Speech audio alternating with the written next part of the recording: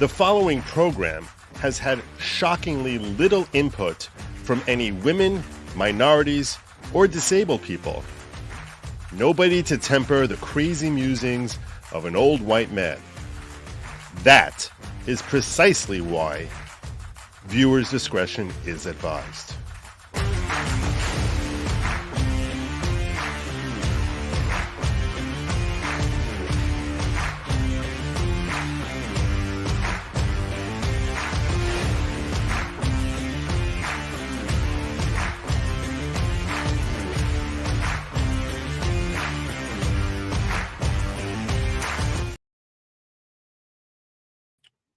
Good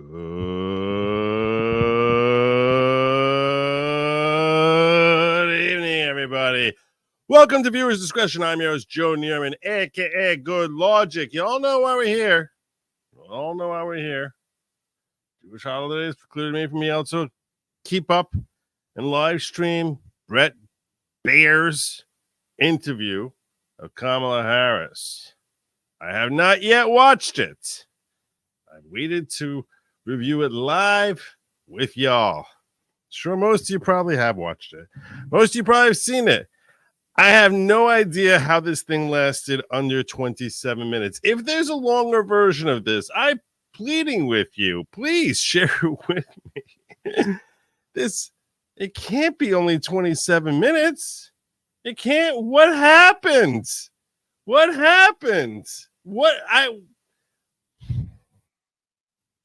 Kamala. No. How could this be 27?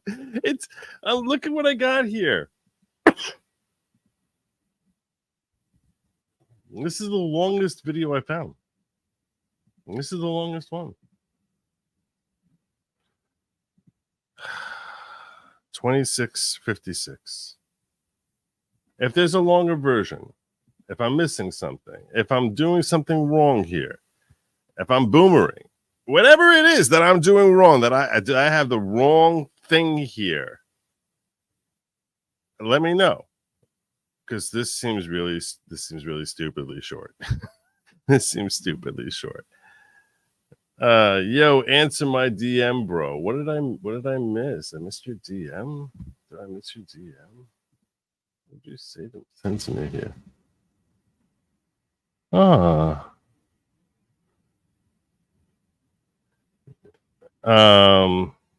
Yeah, that's not right.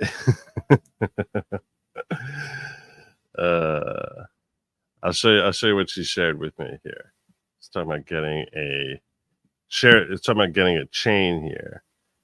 So now in Hebrew, I'll share with you. Hebrew, everything is read backwards. So instead of being left to right, it's right to left.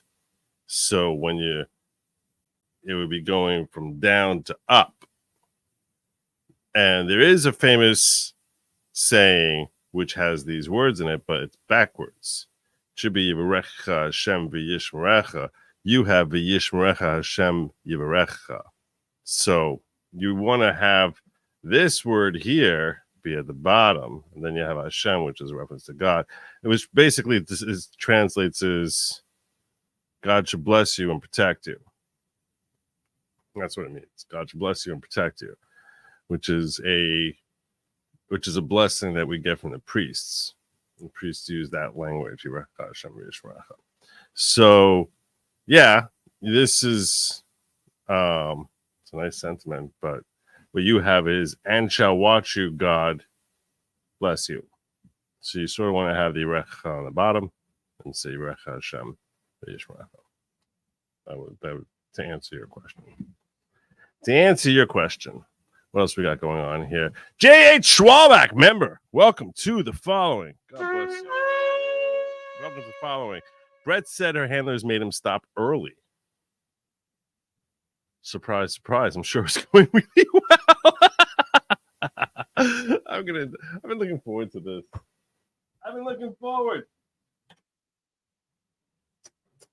Need some oxygen here. Have I prepped myself to deal with Kamala's nasally voice? Perhaps a shot of whiskey. I do have some whiskey. somewhere. I have not prepped myself with any alcohol yet. What happened was I was wrong. Brent went hard. I was gobsmacked. I've been looking forward to your reaction for days. Buckle up. All right. Let's do it. You rejected my offer. I made you a trade offer, Adrian. You totally rejected it. That was the first thing I checked after I came out of holiday. I was like, wait, when did my offer was taken? No, you rejected my offer. That's all right. To both our detriments, but that happens sometimes. I understand. I don't take any offense. All right. Let's go. Let's do it. With Bret. No, that's too fast. Oh, okay. Choice of president voting now, 48% now, 50% as of September 2024. It was 50-48 the other way. So there you go. Madam Vice President, thank you for the time. Thank you. It's good to be with you, Bret. Voters tell pollsters all over the country and here in Pennsylvania that immigration is one of the key issues that they're looking at this election, and specifically the influx of illegal immigrants from more than 150 countries. This is a tough start. Going at her on immigration out of the gate is a tough start. We're setting up for a tough question already. How many illegal immigrants would you estimate your administration has released into the country over the last 3.5 years? Well, I'm glad you raised the issue. Oh, yeah, it's an interesting question. How many do you think we've had? She really looks wooden. I'm glad you raised the question. Now, contrast this with how Trump looks when he's doing interviews. Like he's just like sitting back, like having like a beer practically. I'm glad you asked the question. Okay, fine. All right, here we go. Let's go. What do you got for us? Immigration, because I agree with you. It is a topic of discussion that people. It's not a topic of concern. It's a topic of discussion. Okay. Will want to rightly have, and you know what I'm going to talk about. Yeah, but right just a number. Do you think it's 1 million, 3 million? Bret, let's just. I'm asking you a question here. How many folks? How many? Let's get to the point. Okay, the point is. No, the point is how many people. That's really the point of the question. It's not. He's asking you a question. Is that we have a broken immigration system that needs to be repaired. So your Homeland Security Secretary said that 85% of apprehensions. I'm not finished. We have. This is an interview. You answer questions. So I'm not finished. It's like, do you think that's playing well? Okay. We have it's a rough estimate of 6 million people have been released into the country. And let me just finish. I'll get you the question. I promise you. I was beginning to answer. No, you weren't. The question was a number, not like you going off on your own little tangent here. And when you came into office, your administration immediately reversed a number of Trump border policies. Most significantly, the policy that required illegal immigrants to be detained through deportation, either in the U.S. or in Mexico. And you switched that policy. They were released from custody awaiting trial. Yep. So instead, included in those were a large number of single men, adult men, who went on to commit heinous crimes. So looking back, do you regret the decision to terminate remain in Mexico at the beginning of your administration? Great question, and a tough question. This is him signaling I am going to be going after her hard. That's what he's trying to signal with this first question. Here's a direct question. You had remain in Mexico. You overturned that, and now look at the crimes they're committing. Do you regret any of that? At the beginning of our administration, within practically hours of taking the oath, the first bill that we offered Congress, before we worked on infrastructure, before the Inflation Reduction Act, before the Chips and Science Act, before the bipartisan Safer Communities Act, the first bill, practically within hours of taking the oath, was a bill to fix our immigration system. Yes. Yeah, but the first thing you did was you ripped before that bill, which your own Democrats said is crazy and didn't want to take up, and hopefully he hits her on that. But before you did that, you abandoned remain in Mexico. You just gave up on that. Said, forget about that. We don't want that. We don't need that.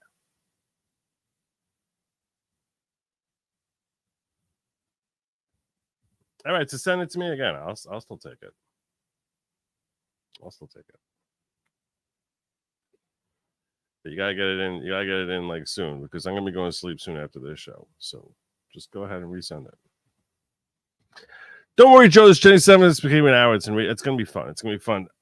What's the shot? She the leader. She the leader. We give the leader. You gotta drop one of those for the leader. You gotta drop for the leader. The leader of the following. That's right.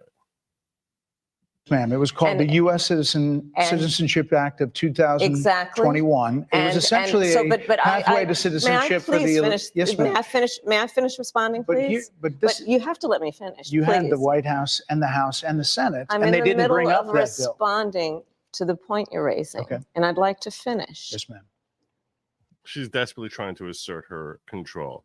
She doesn't look strong, though. You see, part of the whole thing of, as far as conducting an interview is not just eliciting information, but also to see how they handle themselves under duress.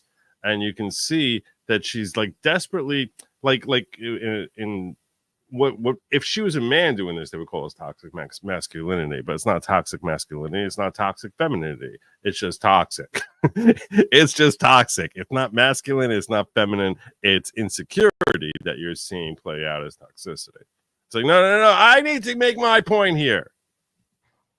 We recognized from day one that to the point of this being your first question, it is a priority for us as a nation and for the American people.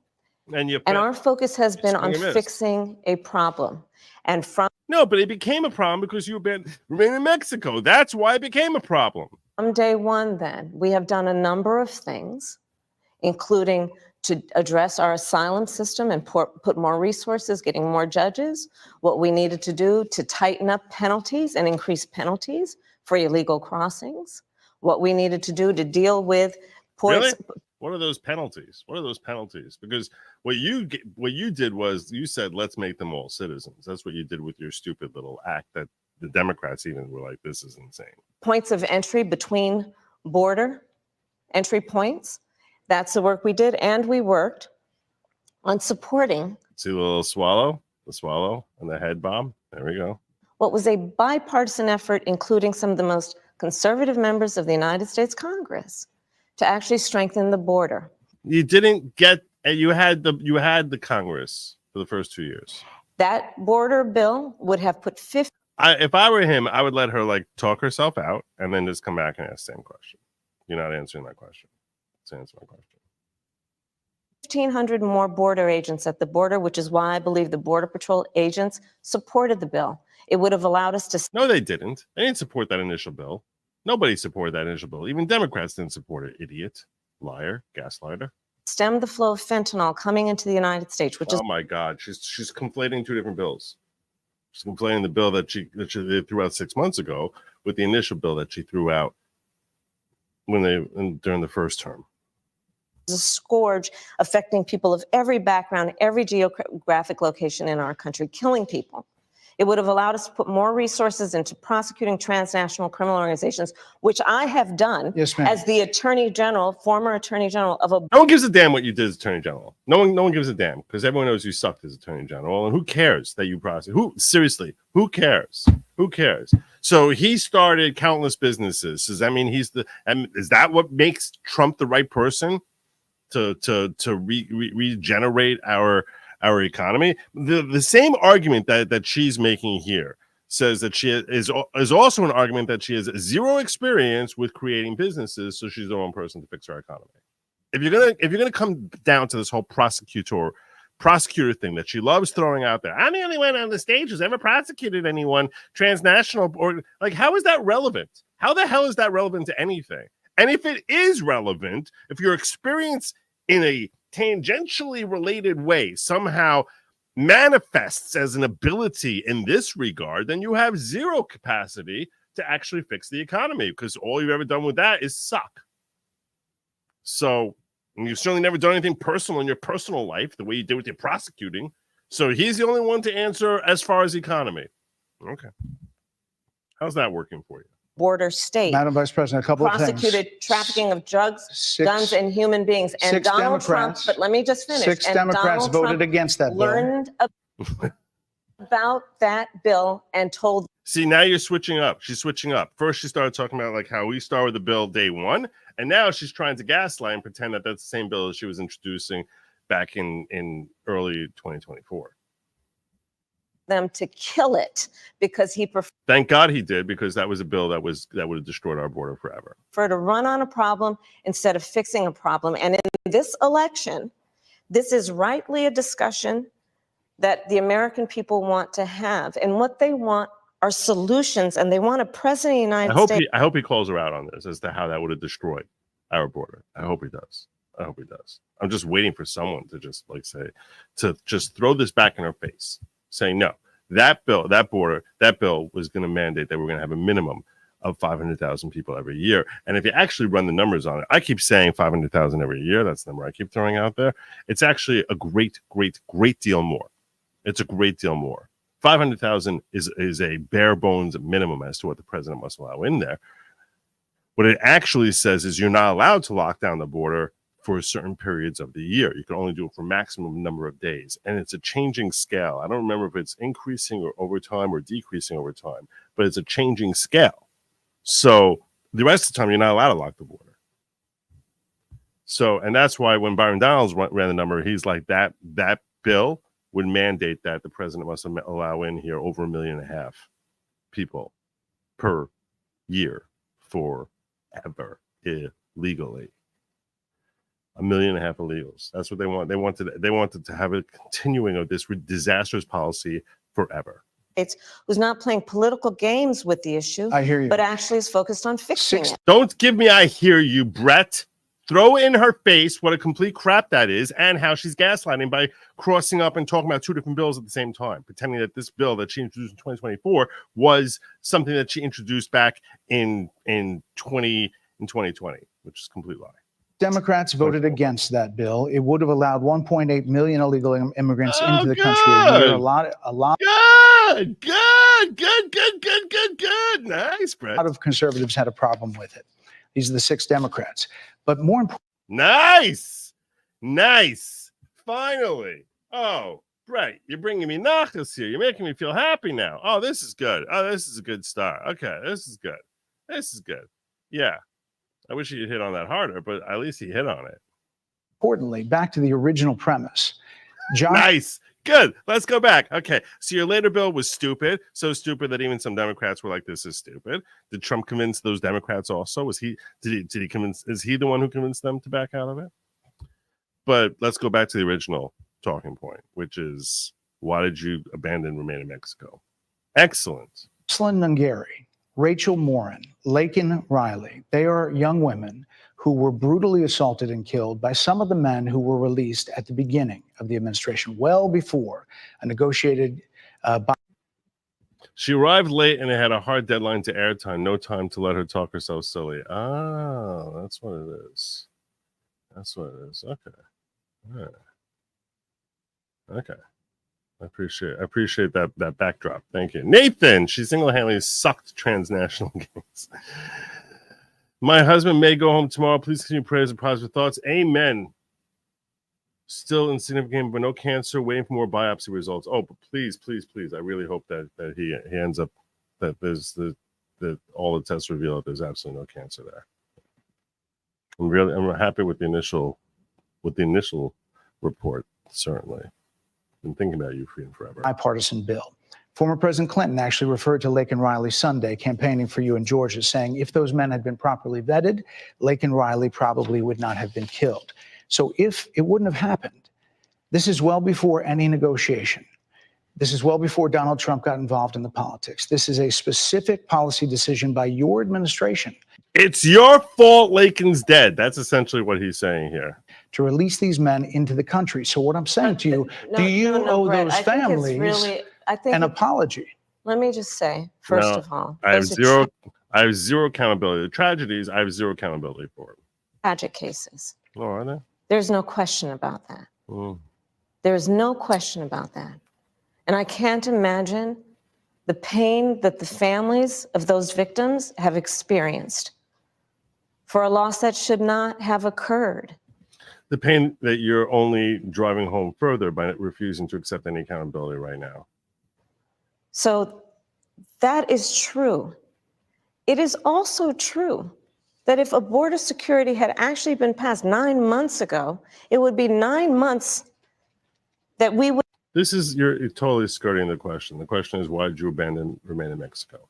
Would have had more border agents at the No, border. he just said 1.5 million. It's 1.8 million every year. So no, we would have a lot more Lincoln Rileys. More support for the folks who are working around the clock, trying to hold it all together. Madam Vice President. To ensure that no future harm would occur. And this election in 20 days will determine whether we have a president of the United States who actually cares more about fixing a problem. You don't care about fixing the problem. That's the problem. That's the problem. You care about keeping this problem here forever. You care about codifying this problem. You actually want to pass laws that make this a problem forever. Even if it is not to their political advantage in an election, because there was a solution, Bret. No, there wasn't. Vice President, it was a policy decision in the early part of your administration. I will let one of the mothers talk about it. Take a listen. Because of the Biden-Harris administration open border policies catch and release, they were enrolled in the Alternatives to Detention program. This meant that they were released into the United States. It was not even a full 3 weeks later that they would take my daughter, Jocelyn Nungare's life. I believe the Biden-Harris administration open border policies are responsible for the death of my daughter. That's the early days. So do you owe them an apology is what I'm saying. I will tell you that I am so sorry for her loss. Do you owe them an apology, you evil bitch? I'm so sorry for her loss. You evil bitch. Sincerely. No, you're not. If you were, you would apologize. But let's talk about. Well, you see, no, you didn't apologize, though. So let's not talk about what is happening right now with an individual who does not want to participate in solutions. Let's talk about that as well. But do you want to answer in all fairness, I told you, I feel awful for what she and her family have Is it your fault? Experienced. During that time, you said repeatedly that the border was secure. When in your mind did it start becoming a crisis? Nice follow-up. Nice follow-up. Nice follow-up. I like it. I like it. I like it, Bret. I like it. I think we've had a broken immigration system transcending, by the way, Donald Trump's administration even before. Oh. Let's all be We just made it much more. We just made it much like infinitely worse. Oh. honest about that. I have no pride Oh, you got a great deal of pride. in saying that this is a perfect immigration system. I've been clear, I think we all are, that it needs to be fixed. We need more. I was just down at the border talking with border Oh, that fixed it. That fixed it. agents, and they will tell you, and I'm sure you probably, I know you investigate and you are a serious journalist. They will tell you, we need more judges. We need to process those cases faster. We need the support for those cases that should be prosecuted. They need more resources, and Congress ultimately is the only place. He's doing a pretty good job of drilling her so far. During the first 8 minutes of this thing, he's doing a pretty good job of drilling her. Mini Tika hit me with the rant. Joe, just got notified. It's been a year since I supported you on locals and was not expecting a free month. So take this with another year, Joe. Keep up the good work and hit the like button, everyone. Thank you so much. Yes, please do hit that like button. Thank you for that. Biddy. Johnny Reb, do the Trump dinner too, Joe. The Trump dinner? We'll see. I will see. The Trump dinner? I didn't know there was a Trump dinner. Oh, you're talking about the Al Smith dinner? Yeah, it's not a bad idea. I like that. I like that call. I like that call. That's going to get fixed, Bret. Well, that's how the system works. That's the premise of this question. But There were that's how the 90 system plus works. executive orders that were rescinded in the first days. Many of those were Trump border policies. I'm not going to stay here because there's other things to talk about, but you frequently talk to the Border Patrol Union for support of that bipartisan bill, and they did. They supported it. But they also just endorsed Donald Trump and said, you've been, quote, a failure with border security. Why do you think they said that? I think they're frustrated, and I get it. They want support. They want support. Oh no! Oh no! Oh no! You're doing such a great job. Such a great job. And that's what that border security bill would have done. These guys down at the border, these men and women, they're working hard. They're working around the clock. I get it. You don't get nothing. You don't get nothing. You want to codify an open border forever and force every president from here on after to have the same type of disastrous policies you've had. Bitch. You don't care about America. You hate America. There's a lot of people that look back at what you said in 2019 when you first ran for president. And there have been changes, and you've talked about some of them. When it comes to immigration, you supported allowing immigrants in the country illegally to apply for driver's license, to qualify for free tuition at universities, to be enrolled in free health care. Do you still support those things? Listen, that was 5 years ago, and I'm very clear that I will follow the law. I have made that statement over and over again, and as Vice President of the United States, that's exactly what I've done, not to mention before. If that's the case, you chose a running mate, Tim Walz, governor of Minnesota, who signed those very things into state law. So do you support that?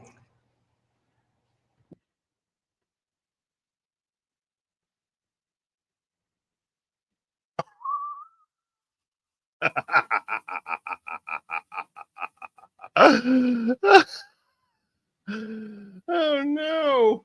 Oh no. This is a disaster.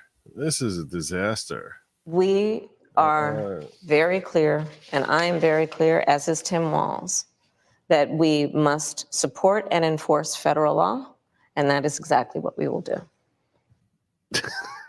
I'm not answering that question. So decriminalizing border crossings, like you said in 2019. I do not believe in decriminalizing border crossings, and I've not done that as vice president. I will not do that as president. So these are evolutions that you've had. But let's be very clear. Whenever we're being very clear, it means I'm about to snow you.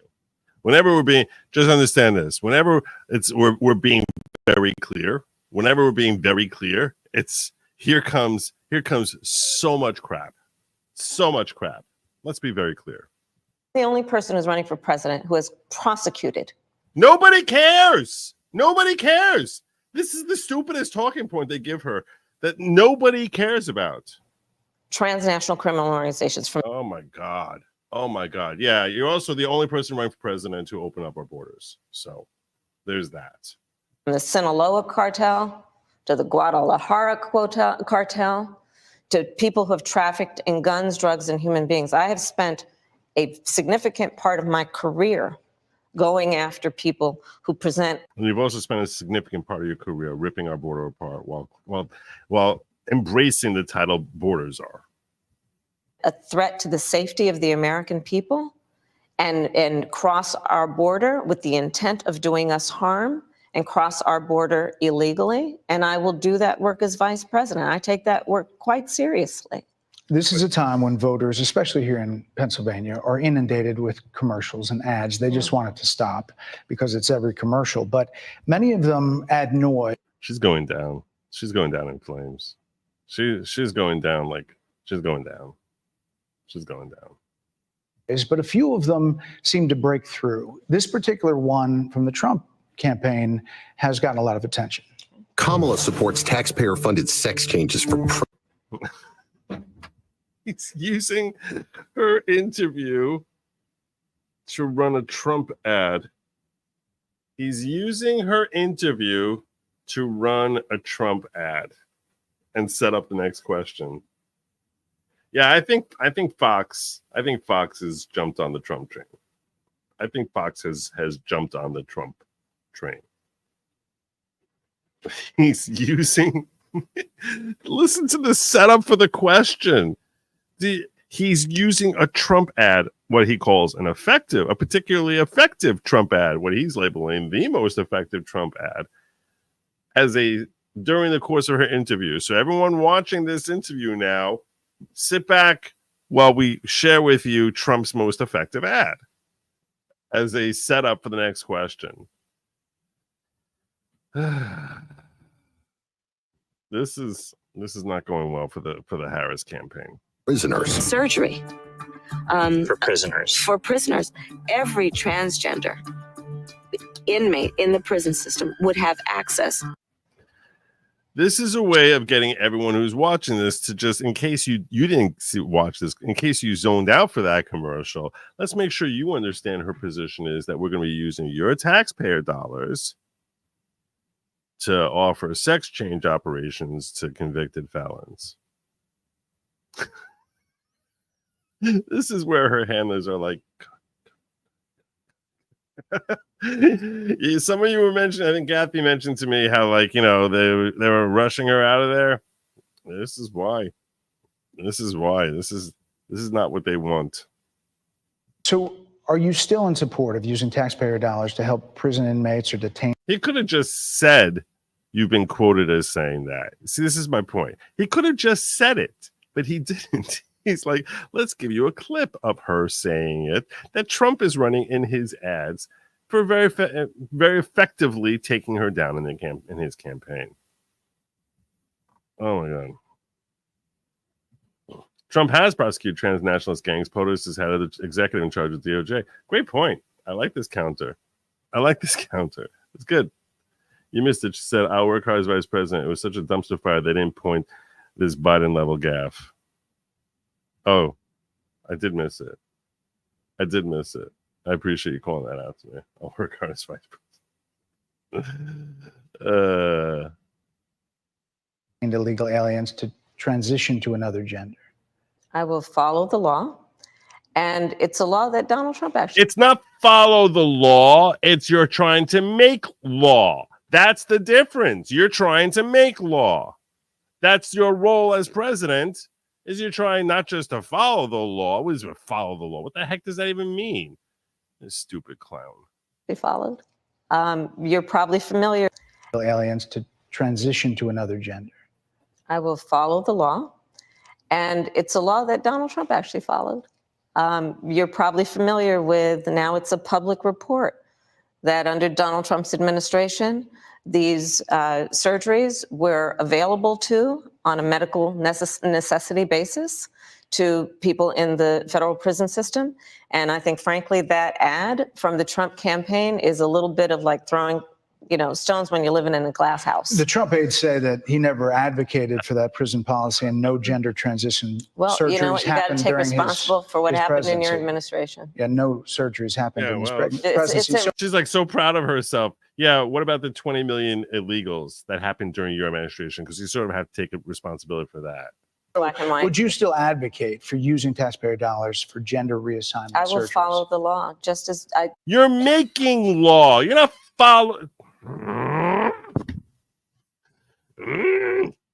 See what you mean when you say it's frustrating. Oh my God. What a disaster this woman is. What an utter disaster.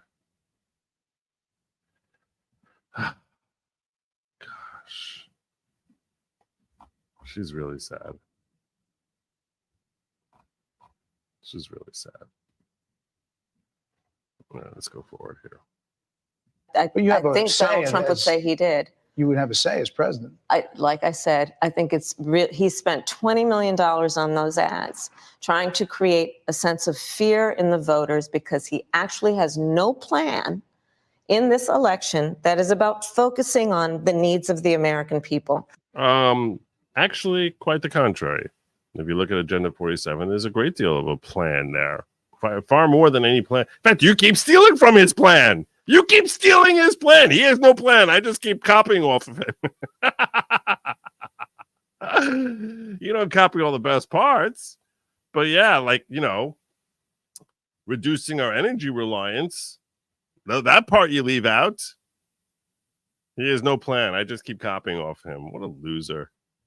What an utter loser. Let's not let the dangers make us millionaires. Or we can just bet on the NCAA What? The Dongers? I don't know what we're talking about here, DS. I think she's at the wrong rally. Wait till you see her statement at her rally. I saw that where she was talking to the Christians and basically saying, I saw Viva Fry made a video about that. That was she's disturbed. She's really disturbed. She's losing it. I think she's really losing it. This is the next step. It is happening. So it's good after denying it's happening at all. Yeah. It's true. It's true. It's like it's never happened. And then to like it is happening, but it's not a problem, to like you're a bigot if you don't support it. That's like the progression that we see, right? Thank you, my friends here. We feel your prayers. We love you all. We feel so blessed to have you all caring for us. Big hugs from both of us. Love, freedom. Thank you. And yeah, again, prayers for both you and your husband. Whereas at $20 million on that ad, on an issue that, as it relates to that, everyone's like horrified by the words coming out of your mouth. Horrified. the biggest issues that affect the American people, it's really quite remote. And again, his policy was no different. Look at where we are, though. They say On it was plans for different, the but American we'll move people, on. I'm offering a plan to deal with affordable housing. I'm offering a plan to deal with Your plan for dealing with affordable housing is a disaster. what we need to do to With tax on tips, let's talk about that. strengthen small businesses, which are the backbone of America's All right, here we go. economy. One of the backbones. There's a lot of backbones. I am offering a plan that is about taking care of young parents and giving them the support they need. Which I stole from Donald Trump. My plans for the economy will strengthen the economy, No, it won't. No, it won't. It won't. as have been reviewed by 16 Nobel. Here we go with the economists. Here we go with the sight to authority. Go get her, Bret. Laureates, Goldman Sachs, Moody's, and recently the Wall Street Journal, which have all studied our plans and have indicated my plans for our economy would strengthen our economy. I can't These would explain make them weaker. I cannot explain how it's going to help our economy. I can't explain it, but these other folks can. That's where you know someone is a complete moron. Why do you Would think more ignite people inflation say, and invite a recession by the middle of next year. Why Those do are you- the facts. No, that's not what they say. That's not the facts. They actually say your plan is a little bit worse than his. why do you I think don't know more about it. people say they trust him on the economy than they trust you? I think that when you look at an analysis of our plans for what we would do as president of the United States, it has been clear to those who study and understand how economic policy works that moving forward, because I do This is believe the American people fun here. are ready to turn the page on the divisiveness and the type of rhetoric that has come out of Donald Trump. People are ready to chart a new way forward, and they want a president who has What do you mean chart a new way forward? We've had a new way forward for the last 4 years, and it's been an utter disaster. That's the problem you have here. Don't you realize why you're failing? You keep talking about charting a new way forward. We've been on your way for the last 4 years, and it's been an utter disaster.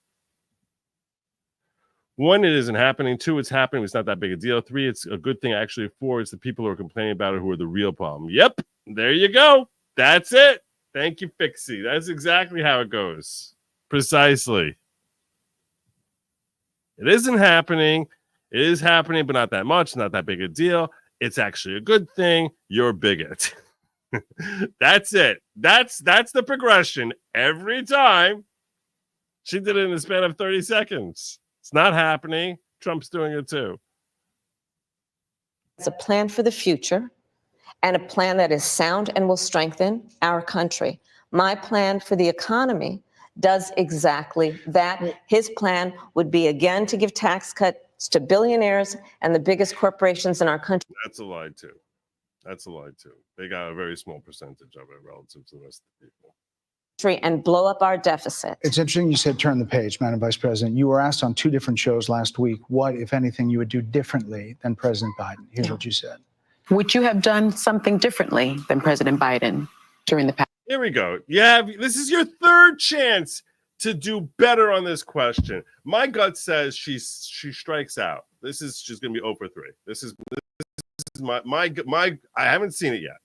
I haven't seen any of this yet. My gut is that she's going to triple down and say, no, everything he did was phenomenal. But let's see. Past 4 years.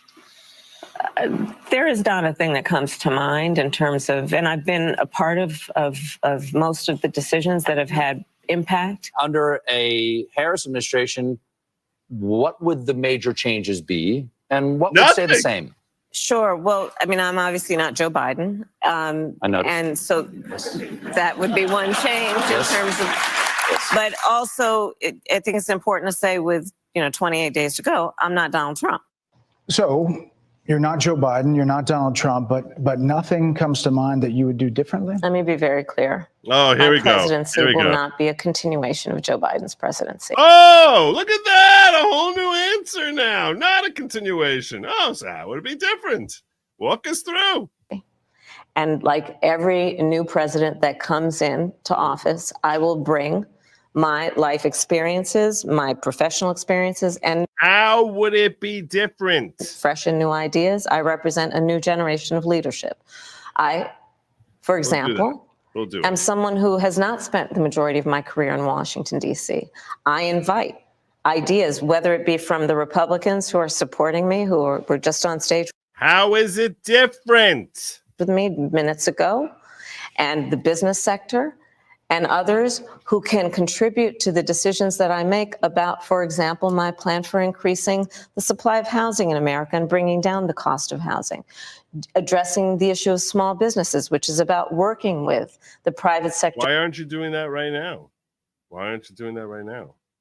To bring more capital and access to capital to our small business leaders, including my plan for a $25,000 down payment assistance for first-time home buyers and for small businesses, extending the tax deduction from $5,000 to $50,000. We've heard a lot about those plans in recent days. Your campaign slogan is a new way forward, and it's time to turn the page. You've been vice president for 3.5 years. So what are you turning the page from? Well, first of all, turning the page from the last decade in which we've been burdened with the kind of... we're going to be unburdened. That's what it's going to be. Give us the unburdened line. You know you want to. Rhetoric coming from Donald Trump that has been designed and implemented to divide our country and have Americans literally point fingers at each other. Rhetoric and an approach to leadership that suggests that the strength of a leader is based on who you beat down instead of what we all know. The strength of leadership is crap. That's crap. That's not at all how he led.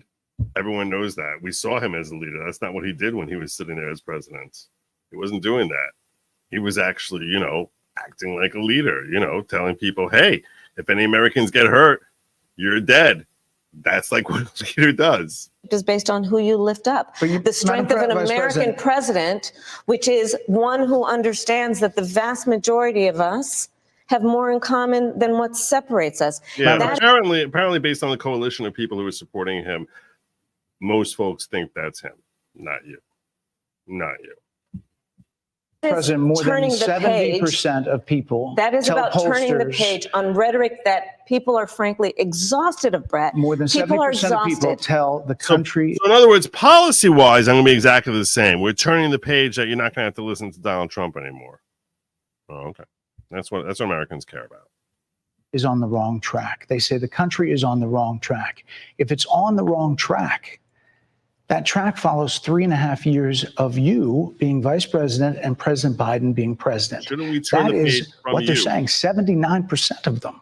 Why are they saying that? If you're turning the page, you've been in office for 3.5 years. And Donald Trump has been running for office. But you've been the person holding the office. Oh, that's the problem with America. Donald Trump has been running for office. Oh my God. What a disaster. Oh my God. I'm surprised we don't see from off stage like a big giant hook coming and just sort of like sliding her chair away from Bret. Just sliding her chair back. Just sliding it back. Oh my God. Just sliding her back. Oh my God. That's been the problem with America. You know why inflation's sky high? It's because Donald Trump has been running for office. You know why we have 20 million illegal folks? 13,000 criminals running all over our country? Because Donald Trump has been running for office. Oh my God. You know what? We had disastrous pull out in Afghanistan because Donald Trump's running for office.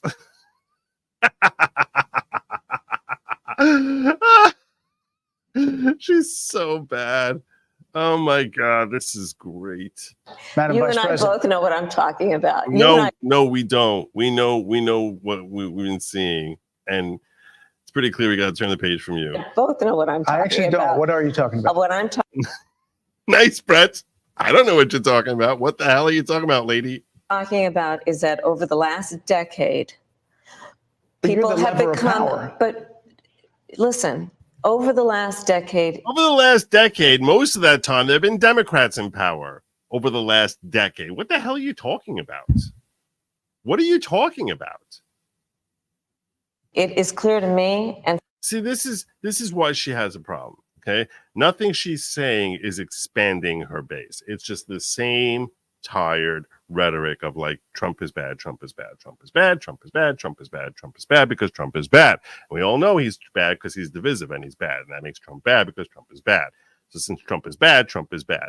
So the people who are actually agreeing with that are already polling in your favor. They're already there with you. They're already they already swallowed that, stupid though they may be, and they're already down with that program. This is not broadening out toward anything. This whole objective of having this interview was try to broaden her appeal to folks who are not already in Camp Kamala. Try to bring them on over. Bring them on over. Bring him on over. And all she's basically saying is, I got nothing. I got nothing to lure you over. This is great. certainly the Republicans who are on stage with me, the former chief of staff to the president, Donald Trump, former defense secretaries, national security advisor, and his vice president. One, that he is unfit to serve, that he is unstable, that he is. She's so lost. Oh my God, she has nothing. Do you think they're intentionally trying to lose for a setup? I don't see the upside to that. I don't see the upside to that. No, I don't see that at all. It's always the government will solve problems like it's a god. The government only increases costs when it gets involved. That's true. Devalue your dollars. She knows if she tries to differentiate herself from buying too much, he'll sink her. Well, she can't kill him, but try something new is the way she should be phrasing it. Listen to you lost her in the mail vote. No straight man wants to hear her a biatch with a bad attitude and resting biatch face. This is an opportunity for her. When I first heard about this interview, I was like, why is Bret giving her a potential life raft here? And this is what she's doing with it. She's like, let me just appeal to the same folks who are already voting for me. This is not helping her. This is not doing anything to help her. I have to watch Kamala with the closed caption on because my ears hurt listening to it. Joe, I have a great video for you to play whenever you hear Turn the Page. It's in Twitter DMs. Let me see what you got. Let me see what you gave me here.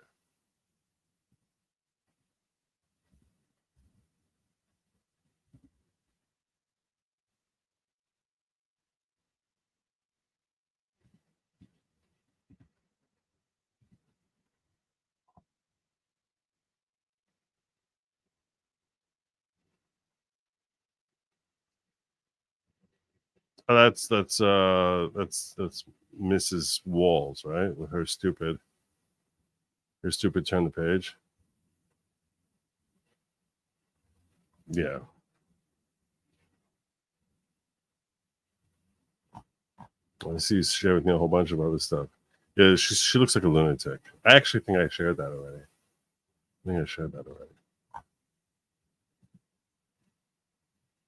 Dangerous, and that people are exhausted with someone who professes to be a leader who spends full time demeaning and engaging in personal grievances and it being about him instead of the American people. People are tired of that. If that's the case, why is half the country supporting him? Why is he beating you in a lot of swing states? Why, if he's as bad as you say, that half of this country is now supporting this person who could be the 47th president of the United States? Why is that happening?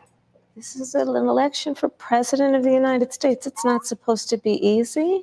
I know, but It's if not supposed to be. It is not supposed to be a So pig. not an answer. The 50%? Listen, Are let they me- stupid? What Oh is God, it? I would never say that about the American people. And in fact, if you listen to Donald Trump, There if we you go. watch any You of knew his she was going to rallies, say that. he's You knew she was going to say that.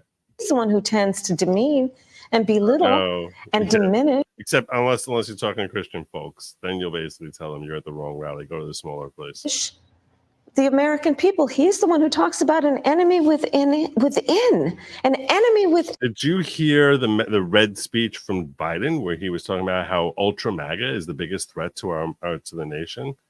Because I heard that. I thought he was practically calling me out by name. Talking about the American people, suggesting he would turn the American American people. military on the American That never happened. people. We asked that question to the former president today. Harris Faulkner had a town hall, and this is how he responded. I heard about that. They were saying I was like threatening. I'm not threatening anybody. They're the ones doing the threatening. They do phony investigations. I've been investigated more than Alphonse Capone. He was the greatest gangster. No, it's true. No, but think of it. It's called weaponization of government. It's a terrible thing. So, Bret, I'm sorry, and with all due respect, that clip was not what he has been saying about the enemy within that he has repeated No, you don't know what when you're he's talking speaking You're about the literally American making this people. up. That's not what you just showed. he You're was literally asked making about this that up. No, specific- that's not what you just showed. In No, all 'cause you're- fairness, and No, because in all fairness, I don't know what the hell you're taling about. Where did he say these things that you're saying he said? I'm telling you, respect to that was the you, question that we asked him. you didn't show that, and here's the bottom line. He has repeated it many times, No, and he you hasn't. and I both know that. No, nobody knows this. This is like in your own fantasy land. And you and I both know that he has talked about turning the American military on the American people. What the hell are you talking about? What are you talking about? He has talked about going after people who are engaged in peaceful protest. He has talked about locking brother. people up because they disagree with him. This is a democracy. This is what you did. And in a democracy, You met with Fannie Willis. Lunatic. What an utter lunatic. the president of the United States in the United States of America You're literally just should making be stuff up now. willing to be able to handle criticism without saying he'd lock. You see, she's losing it. That's why she's screaming now. This is why she's screaming now. She's losing it. She is totally losing it. Oh my God, this is so People good. up for doing it. And this is what is at stake, which is why you have someone like the former chairman of the Joint Chiefs of Staff saying what Mark Milley has said Mark Milley about is Donald a terrible human being. Mark Milley is a traitor. Mark Milley, if we had actual justice here, would be charged with treason. Terrible human being. Trump being a threat to the United States of America. He's quoted in the Bob Woodward book that way, yes. Let me ask you this, No, Madam Vice President. but You call let's not Donald diminish Trump. the significance of that. Call There's no Donald Trump. significance. He's misguided. You say now He's he is unstable. unstable. He is unstable, Brett. He's not well. You say he's mentally not stable. He's not Let me stable. ask And then you're basically sitting here saying how he's so divisive. You're the one. You keep saying he's so divisive while you're like using the most divisive rhetoric imaginable. you this. And- You and told we many should all be interviewers concerned. that Joe Biden was on his game, that ran around circles on his staff. When did you first notice that President Biden's mental faculties appeared diminished? So maybe you're not really a good judge of character as to who's really fit. Maybe you're not like the best person to be like expressing perspective on that. I like the way you spun that, Bret.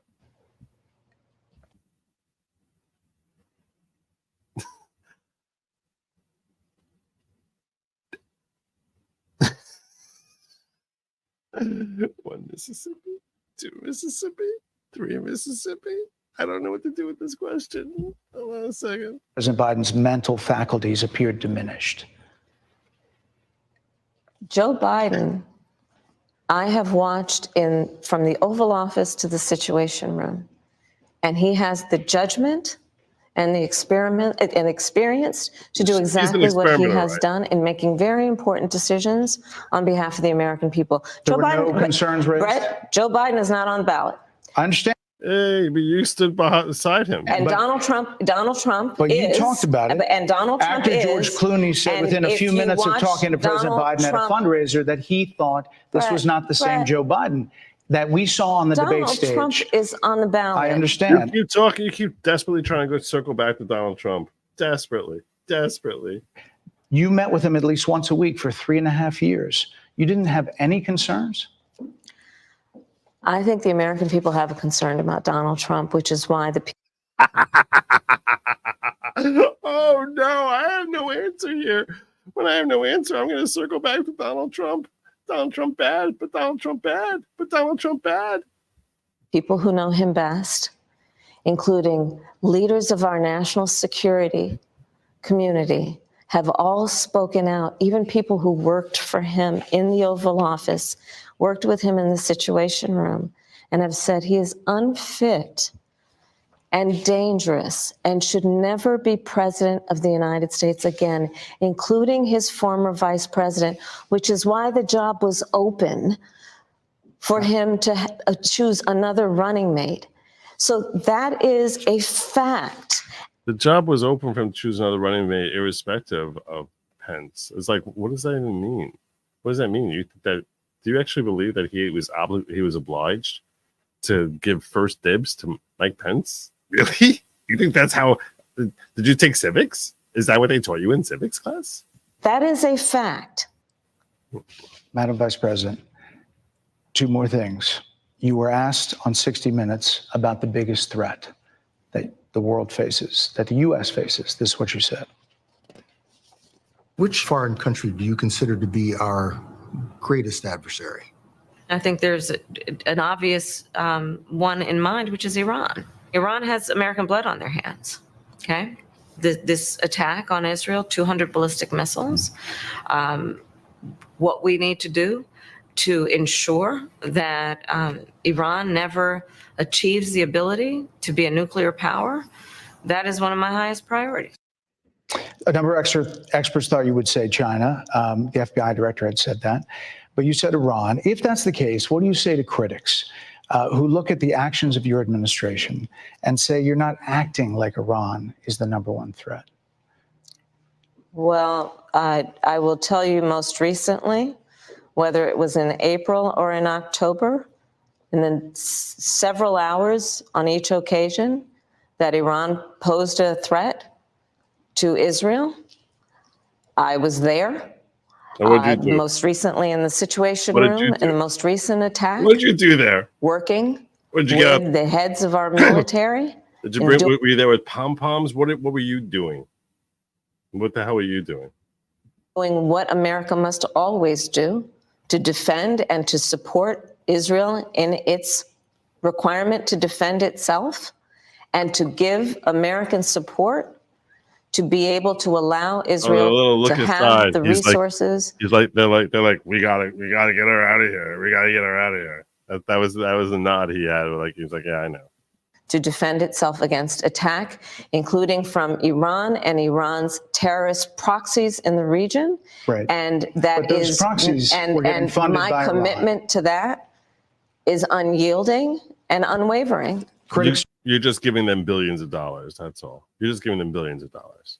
But yeah, they're the biggest threat. But we're giving them billions of dollars. just say that you either relaxed or failed to enforce sanctions on Iran, allowing all of this money to flow into Iran. Like there you go, Bret. Let's go back to Donald Trump, who pulled out of a deal that would have actually put Iran in check. The estimates in billions. It was during Donald Trump's that administration that Iran regime that we had an American military base that was attacked. So we're going to keep Iran in check by giving them billions of dollars. That's the Democrat strategy right there.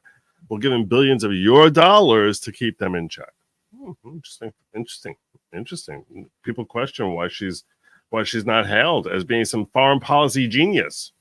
Where American soldiers suffered traumatic brain injuries and Donald Trump dismissed them as headaches, not to mention how Donald Trump has all of this money has treated and talked about America's military and military service people, calling them suckers and losers. Hamas has diminished. You're the one funding Hezbollah and Hamas. You're the one doing it. You're sitting here saying we're so worried about Israel, and you're the one who's funding Hezbollah and Hamas by giving the money to Iran.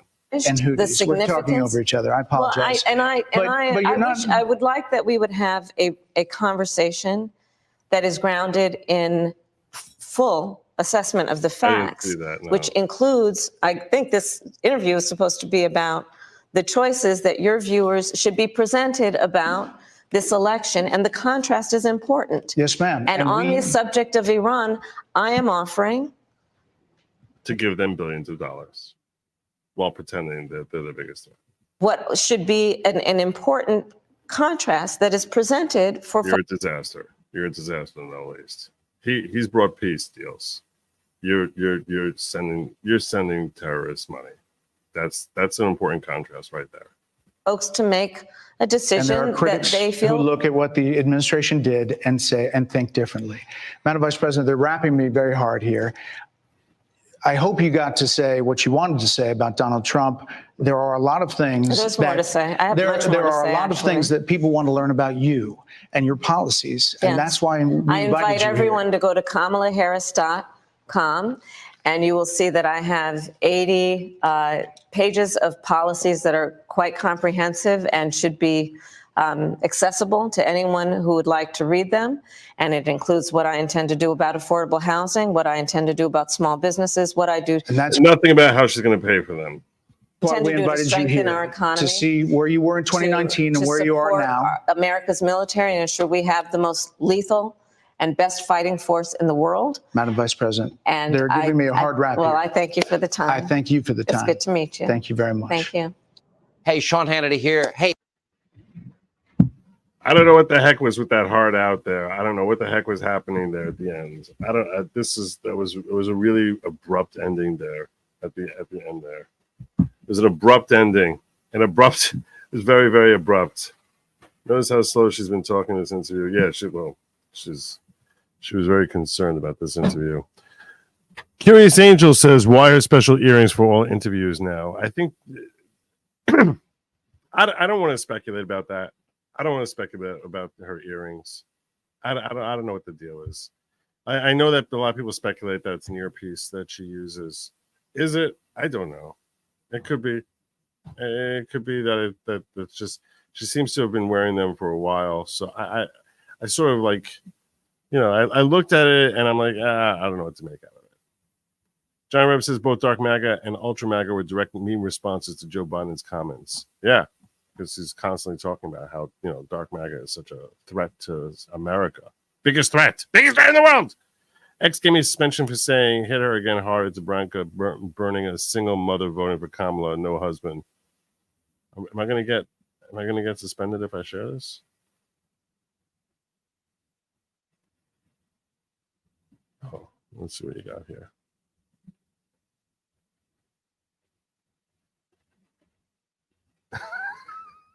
Bronco's so good.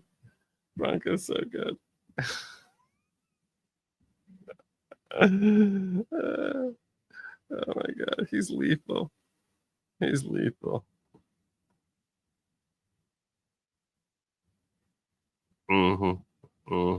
That's the steak count.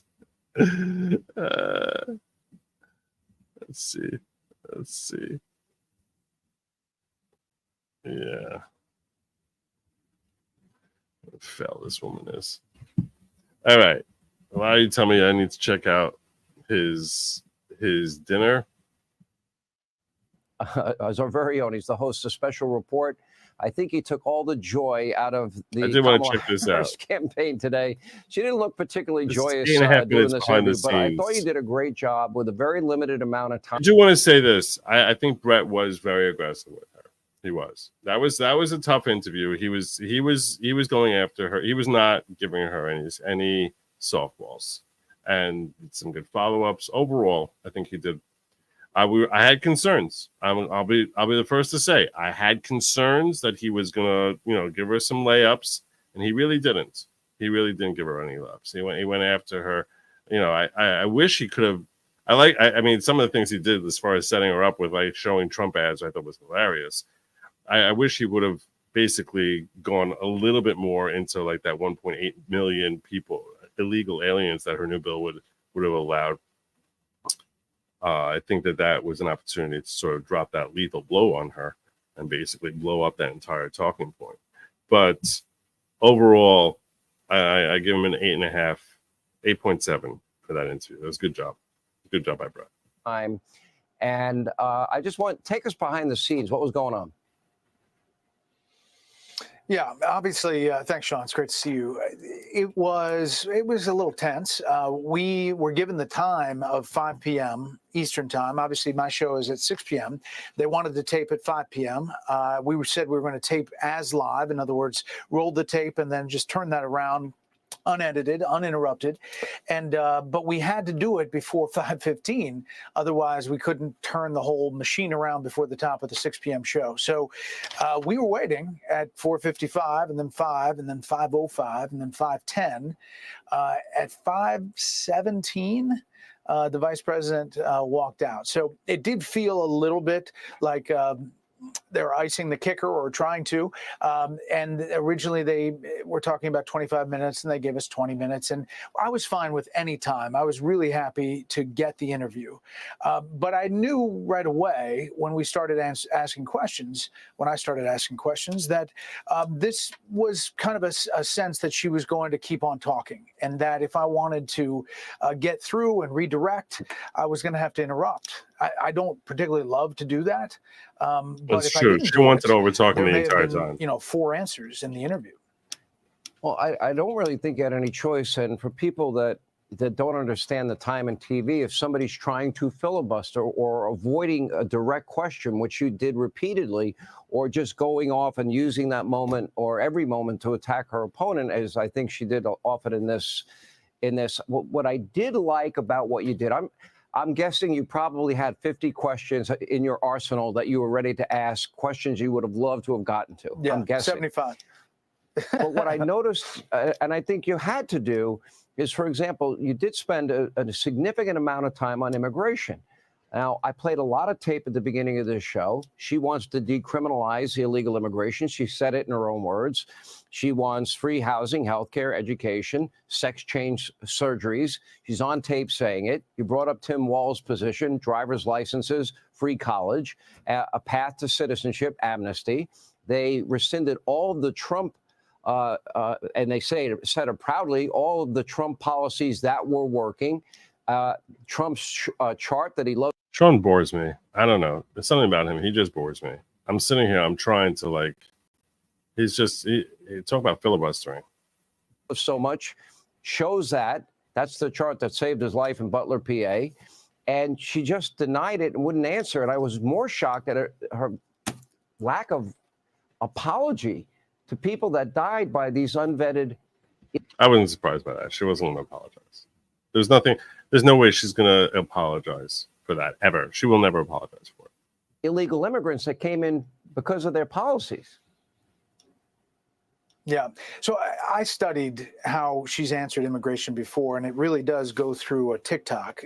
She says when they first arrive in office, they put forward this bill and it didn't go through. But she doesn't talk about the bill. It was an amnesty bill for 11 million illegal aliens inside the country over 8 years. They had control of the White House, the Senate, and the House, and yet the Democratic leadership didn't put that bill forward, and the White House really didn't even push it.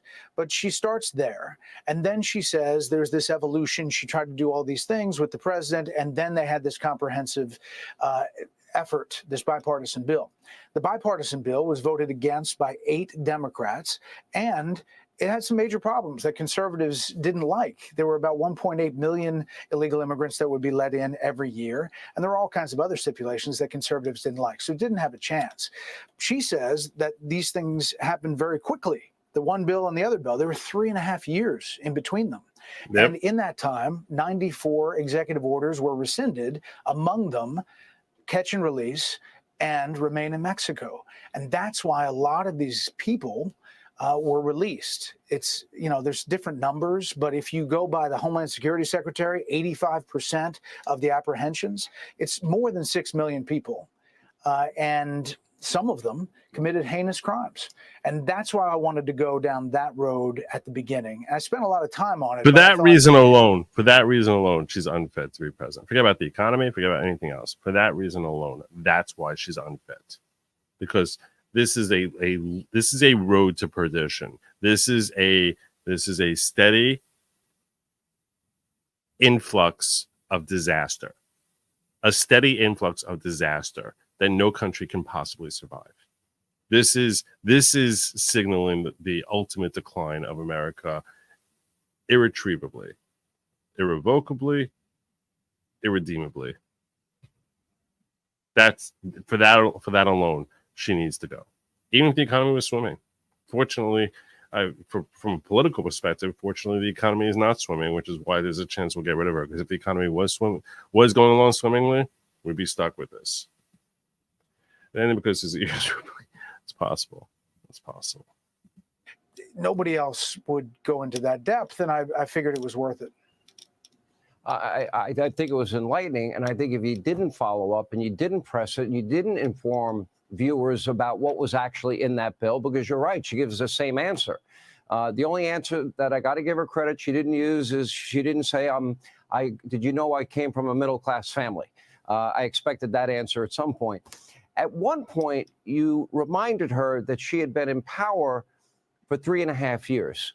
She has been saying on the campaign trail she will fix inflation on day one. She will deal with the border on day one.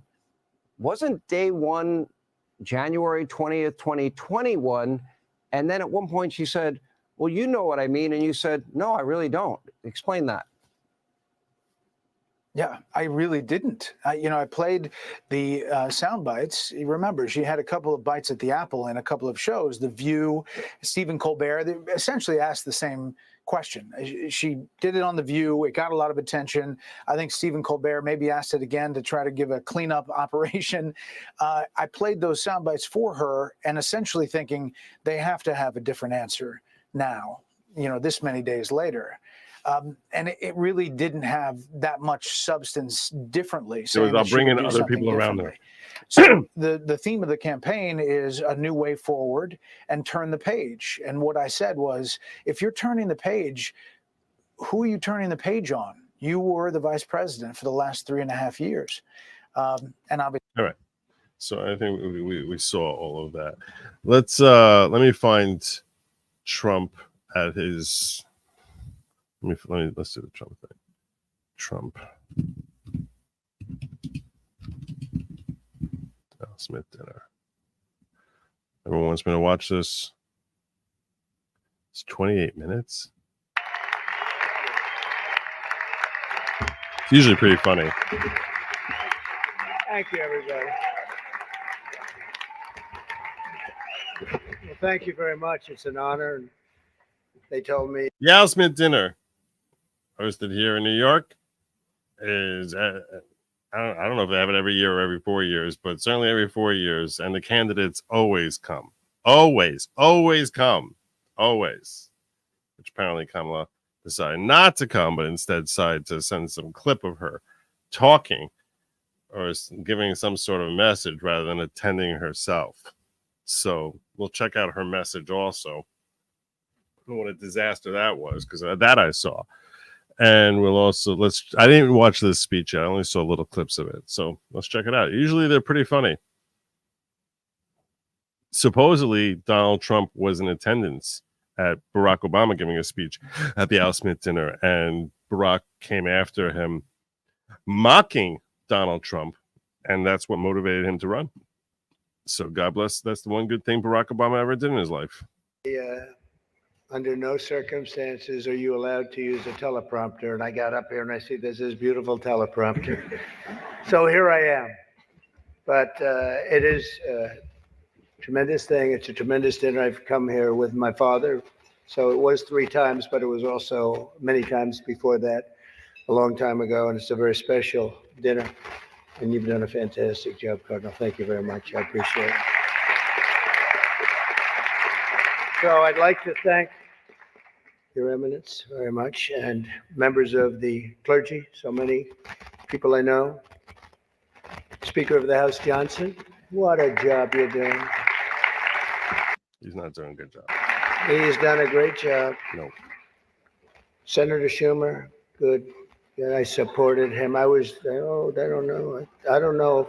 He used to say that's true, and now I'm not sure he would, but I gave him his first check from an office in Beach Haven And I was very proud of it.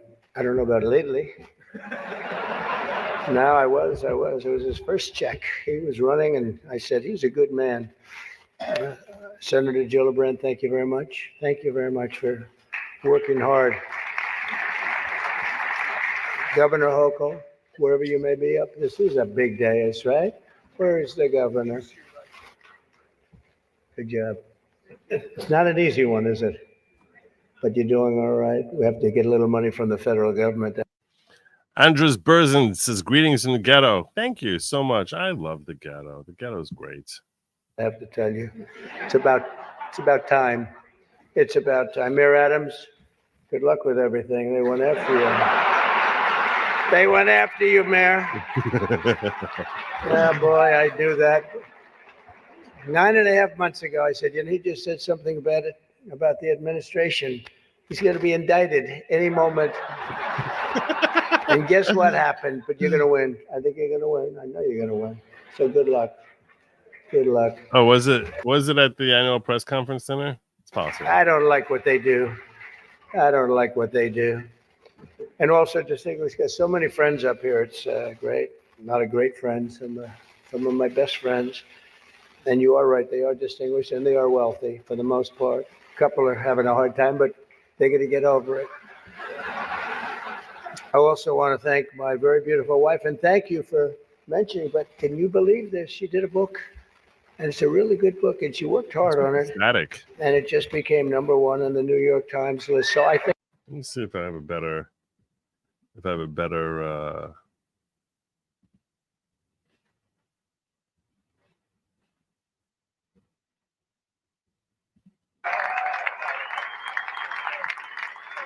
All right, they are distinguished and they are wealthy for the most part. A couple are having a hard time, but they're going to get over it. I think that's okay. That's not an easy thing to do, especially when your name is Trump and you're on the New York Times list. That must be selling like hotcakes. But thank you for mentioning. I appreciate it. Good job you did. It's a true pleasure to be with you this evening. Amazing pleasure. And these days, it's really a pleasure anywhere in New York without a subpoena for my appearance. Anytime I don't get a subpoena, I'm very happy.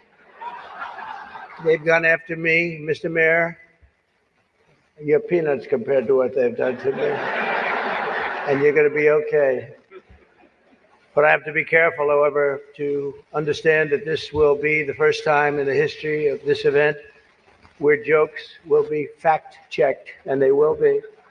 And they will be. It's been a long tradition for both Democrat and Republican candidates for president of the United States to attend this dinner. It's a rule. You got to go to the dinner. You got to do it. Otherwise, bad things are going to happen to you from up there.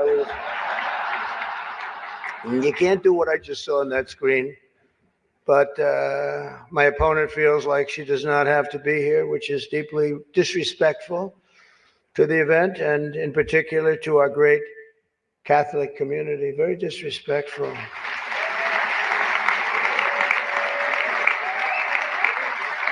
The last Democrat not to attend this important event was Walter Mondale, and it did not go very well for him. He lost 49 states and he won 1, Minnesota.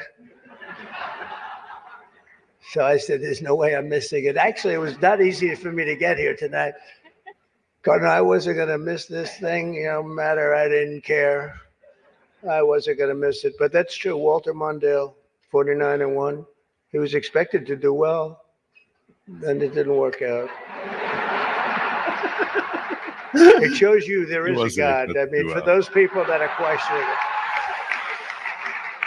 I understand the real reason that she's not here is she's hunting with her running mate, spending a lot of time hunting. In any event, it's a weird. You know the word weird. They call me weird. They call JD weird. We're very solid people. This guy is calling us weird, but this was weird that the Democrat candidate is not here and with us tonight. I want to also congratulate somebody's going to make us all healthy RFK Jr., we love you. I don't see him. He's campaigning all over the place. He's campaigning. You're all over. Hello, you both. Nice to see you both. Doing a good job. He's a great guy, too. He really is. He's going to make us a healthier place. We're going to let him go wild for a little while. Then I'm going to have to maybe rein him back. Because he's got some pretty wild ideas, but most of them are really good, I think. He's a good man, and he believes the environment, the healthy people. He wants healthy people. He wants healthy food, and he's going to do it. He's going to have a big chance to do it because we do need that. I would not have missed the Al Smith dinner for anything in the world. I still remember coming here as a very young guy with my father, Fred. He was a great guy, my father. He was a tough cookie, but he had a very big heart. He was, anytime we'd walk down the street, and you don't see it too much anymore, there'd be people standing with tin cans, and he would always take out $100 and put it in that can. And I always thought it was beautiful. And frankly, I even think more so now it was beautiful because nowadays you don't see it so much. But I miss him, and we used to come here very religiously. And a great New York tradition has been born 79 years ago. It was born 79 years ago, and there are some people that were here for almost that length. I know many of them, and it's not a pretty picture. It's not a pretty picture. The two candidates for president are supposed to exchange good-natured barbs, and you know we get along very well. I didn't like Biden very much, and now I like him quite a bit. You know, it's and now I say that she's much worse than him. He was a much better candidate than her, actually. And when we hopefully win, dispose of her, I like her a lot. But right now, I can't stand her. It's true. I can't stand. I've never liked people that I was competing against. When you do, a lot of bad things happen. And we are doing well. By the way, the votes are starting to come in. You got to get out and vote. And Catholics, you got to vote for me. Just remember. You better remember I'm here. And she's not. I could have done that too. But you do something that's incredible. The Catholic Church, you're helping the poor, educating children, and supporting the vulnerable. But if you really wanted Vice President Harris to accept your invitation, I guess you should have told her the funds were going to bail out the looters and rioters in Minneapolis, and she would have been here, guaranteed. She would have been here. Guaranteed. She would have been okay. She would have been okay with that. But I know this isn't my normal crowd tonight because it just isn't. It's not my normal crowd.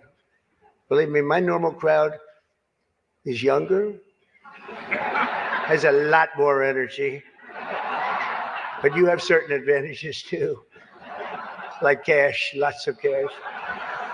But many of you are Manhattan liberals from the media and the Democrat Party.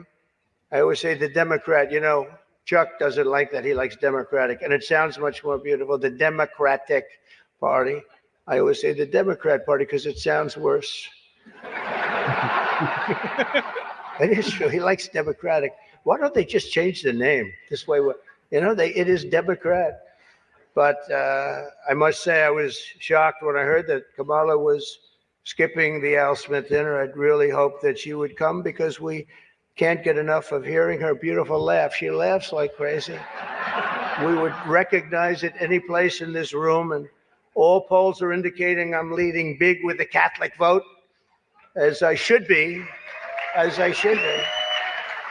But I don't think Kamala has given up yet. She hasn't. Instead of attending tonight, she's in Michigan receiving communion from Gretchen Whitmer. Oh! Nice. That's not a pretty sight. Nice. But Catholics, please don't be too insulted by Kamala's absence. If the Democrats, he says, thank you very much, I appreciate it. If Democrats really wanted to have someone not be with us this evening, they would have just sent Joe Biden. You know, he's having second thoughts, you know that, right? He wants to come back. If she does any worse in the polls, they're going to bring him back again, I think. Chuck, he's going to do it. He's the one that got him out. That's the guy. Much more so than Crazy Nancy, I will tell you. Because I know him. He did it. Joe has almost disappeared from view. The only way he could be seen less is if he had a show on CNN. They had nothing. Oh, They've got nothing. nice. Fake news, right? Fake. That term wasn't good. You know, they say that term is no longer in vogue because it's much worse than fake. I don't want to tell you what the real name is. I won't do it because all those cameras would shut off immediately. They don't like that. But apparently Joe didn't think it was fair for me to have the podium to myself with Kamala skipping the event. So he called, looked at me and said, "Don't." Does anybody understand that? Yeah. I thought it was actually very good until just now. It was announced this morning that at a funeral yesterday, in a rare moment of clarity, Joe told Barack Hussein Obama that, quote, only a few people got that. Or as Rush Limbaugh used to say, Barack Hussein Obama. Remember, bro? He was a piece of work. We miss him. But as he told Barack Hussein Obama, quote, "She's not as strong as me. She's not as strong. Do you understand that?" And Obama agreed, saying, "That's true. Other than that, I think the Democrats are getting along quite well." Right? Nobody got that one. The fact is, we need new leadership in this country. Right now, we have someone in the White House who can barely talk, barely put together two coherent sentences, who seems to have mental faculties of a child. It's sad. There's a person that has nothing going, no intelligence whatsoever, but enough about Kamala Harris. Let's get on to something else. I know Kamala's word because she spends a lot of time complaining. I won't agree to another debate. But the truth is, I've debated twice this year, once against Joe Biden and once against David Muir of ABC. Nice. That was amazing, 11 times. None for the other side. Do you think that's fair news? I don't think so. That's fake news. I don't know what's going to happen 3 weeks from now. It's going to be very interesting. It just started. It's actually, isn't it sort of exciting? Right? It really, isn't it just exciting what's going on? It's a process. It's a rough process too. Not so pretty, and yet sometimes very beautiful. But the press is reporting that Democrats are starting to panic. They're panicking. They are panicking because, you know, the votes that are coming in very, very strong a certain way. I won't tell you what way that is, but Chuck Schumer is here looking very glum. Doesn't he look glum? It looks glum. But look on the bright side, Chuck, considering how woke your party has become. If Kamala loses, you still have a chance to become the first woman president.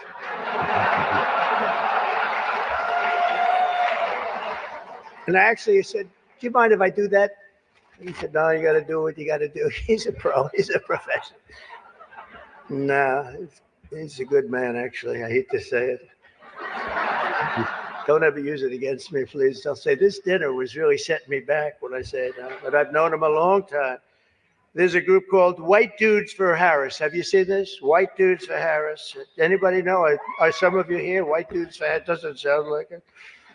But I'm not worried about them at all because their wives and their wives' lovers are all voting for me.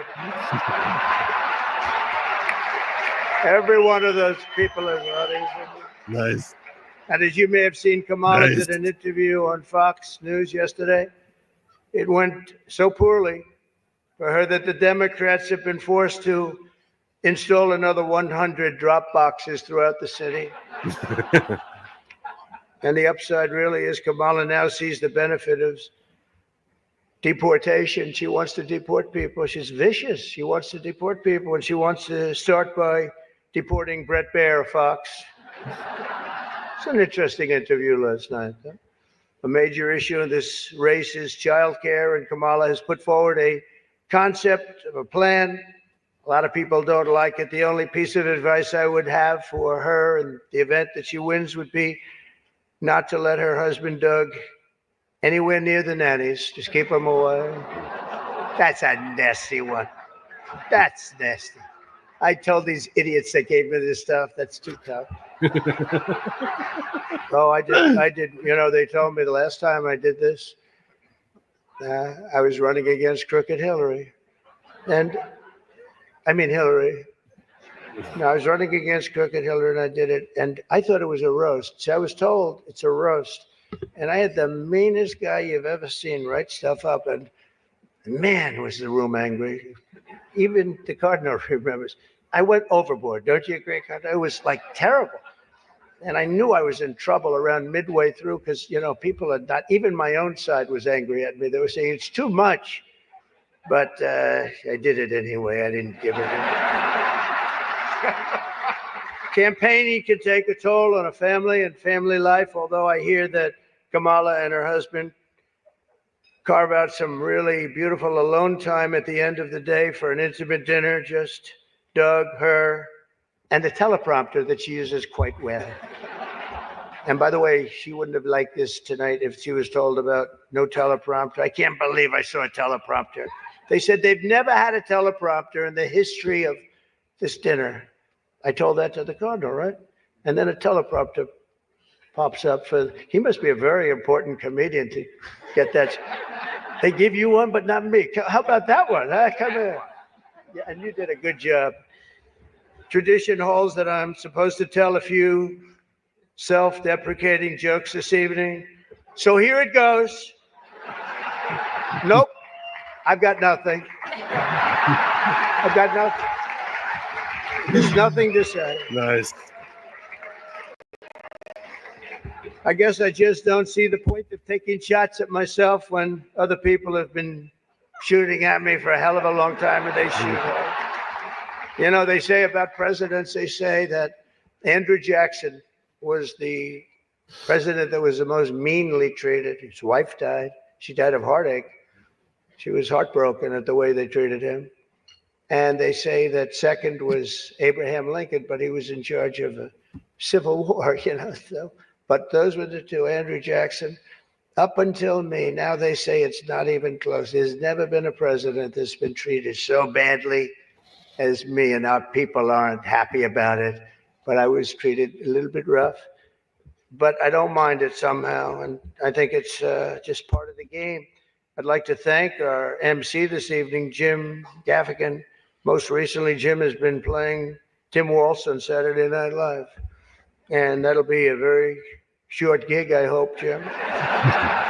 But it was fun while it lasted, wasn't it? Let's see how that lasts. It better be quick. We don't want him, and I'm not going to say anymore.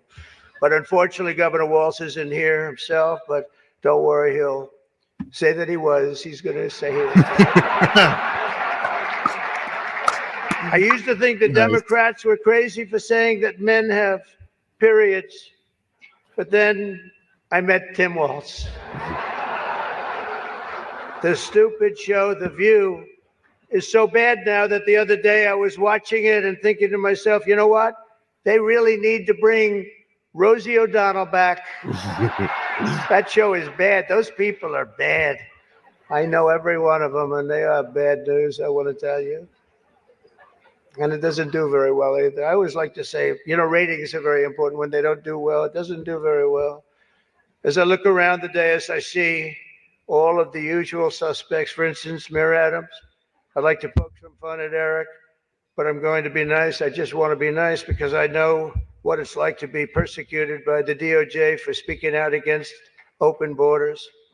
We were persecuted, Eric. I was persecuted, and so are you, Eric.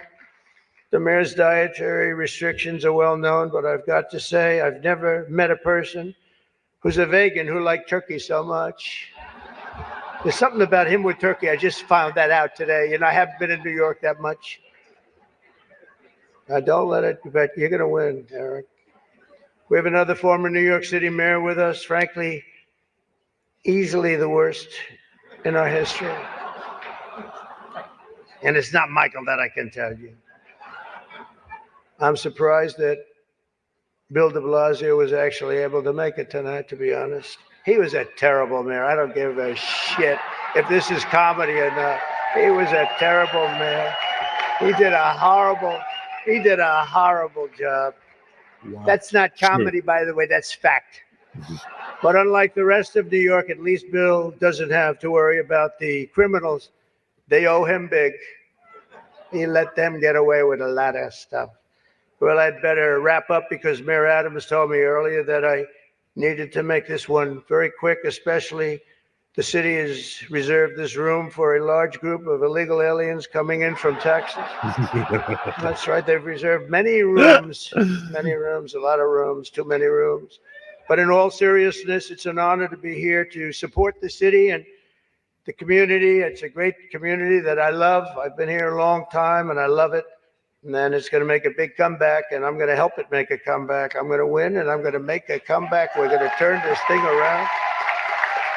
Listen to him getting applause in Manhattan. And I want to pay tribute to a really incredible man, a man who was a tremendous politician. And actually the fact that he was Catholic it probably did him in, right? It probably, nobody knows for sure, but he was a great guy, Al Smith, great guy. Everyone says it, happy warrior. I've said before that I'll say it again as many times as I have to, directly to the mayor and the governor. If I have the honor to be elected next month, we're going to see what happens. It's happening so fast, but if I have the honor, I look forward to working together to make this city greater than ever before. We're going to do that. We're going to be focused on. I'll work with the governor. I'll work with the mayor, Democrats. I will work with them. I work with whoever I have to, and we will even work very hard to bring back the SALT tax deduction. We're going to bring it back. We're going to bring it back. We're going to get that thing going, Chuck, okay? I actually thought about not doing jokes tonight. I was going to come out here and say, listen, our country is doing very badly. This is not about jokes. And then some person said, you have to do jokes. I said, I don't want to. There's nothing funny about what's happening to our country. And I actually meant that. I was going to do that. But they convinced me to say some of the things I said tonight. I don't know if they were funny or not, but hey, you think this is easy standing up here and doing this in front of half a room that hates my guts and the other half loves me? Half of us love me. Well, maybe it's, I think 75% love me. But I actually do. I did think about that. And our country is doing very badly with respect to its open borders and inflation, crushing things happening in the Middle East and Ukraine. It's so sad to see what's happening in Ukraine. Wow. I had a lot of people very religious people come up to me tonight from Ukraine, and they're asking me for help. So sad to see so many people have been killed in Ukraine, and we're going to get it settled up if we win. As I'm president-elect, I'm going to get that done. I'm going to do it before we ever get back. We have to get it stopped. You better. Too much killing. I've heard him say that, by the way. He better not, because they'll come after him with the Hatch Act. They'll come after him like you're not allowed to deal with foreign countries before your presidency. You better be careful with that. It's killing, and all of those cities are coming crashing down. Those beautiful golden domes are crashing down on their sides. They're so sad to see. The whole thing is so sad. So we're going to be, for all those people, there's so many people came up to the dais, and religious people from Ukraine, and I'm going to say, and I told them, don't worry, we're going to get it stopped. It's too bad it ever started. It should have never started. It wouldn't have started. But yeah, Chuck Schumer does not. He looks angry now. Look at that face. Look at Chuck. Chuck looks angry. Chuck looks like he's about to spit blood. Oh man, that's what Techfall pointed out. See, he does not look happy. We're going to have our country respected again. We're going to make sure that it's respected, and we're going to go out and do very good things for ourselves as a country and for the world. These are challenging times for. Whenever he gets mad, he puts on his Popeye face, where it's like one eye is closed and the other eye is like wide open. Beautiful USA, but I'm committed to working with every partner here in New York and all across the nation to build an America that once again is strong and safe and proud and prosperous and free. We're going to make sure together we can create a future defined by great ambitions and grand achievements that once again inspires the dreams of our children, brings back the American dream. You don't hear about the American dream anymore. We're going to I make meant it possible for them to have the American dream. This is a very religious evening to me. It really is. It represents so much. My sister was somebody that loved the church and gave to the church. The cardinal knew that. Had a certain priest that she thought was incredible, right? For a certain very, very fine man that she thought was incredible. Having recently myself survived 2 assassination attempts, I survived. I have a chart that went down to the right. Fortunately, I looked at my all-time favorite piece of paper, but it went down and I looked to the right and I said, you know, was that luck? What was that, luck, or was that God that did that? And I think it was God that did that. I do. But I have a very fresh, Cardinal, I have a very fresh appreciation for how blessed we are by God's providence and his divine mercy. I mean, that was something, I was not supposed to be here tonight, that I can tell you. So with God's help, I know there is nothing that cannot be achieved. We can achieve so much good with this country and get together and unify. I want to thank the Al Smith Foundation for its noble work, and I want to express my tremendous gratitude to the Catholic community. It's a great community. It's a community I've gotten along with all my life. I tell you, when I was president, I was in the Oval Office and I got a call from the Cardinal, and he said, we need help. It was during the China virus. I want to be accurate when I describe it. And he said, we need help. Our schools are in devastating shape. They needed much more than $1 billion. I won't even tell you the number, but much more than $1 billion. But I've known the community and I've known the schools. I know so many people that were educated in the Catholic school system, and they are great. And they just speak with it like with love, much more so than almost any system that I've seen. And he said, sir, we have a big problem. We need a number of billions of dollars, or we're going to have to close down the New York school system, the whole system in New York.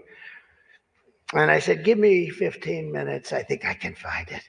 And we gave him billions of dollars. And you know what? He stayed open and they thrived. And to this day, I hear you did just about the best job there is in education. So, and that was always an honor. That was always. And every time he sees me, he says, thank you very much. I said, I know what you're talking about, but we worked together. We were a good partnership, right? We got that money in about 15 minutes, billions, and it was put to very good use. But I just want to thank everybody. This is a special evening. It's a very serious evening, I think. We have some serious problems in the world, but they're going to get solved, and we're going to make America great again. And thank you very much, and God bless you all. Thank you. Thank you very much. Not bad. Not bad. I want to see Kamala's video that she sent in a 4-minute video. Let's check that out. Tim Walz. Let's check out her video that she sent in here.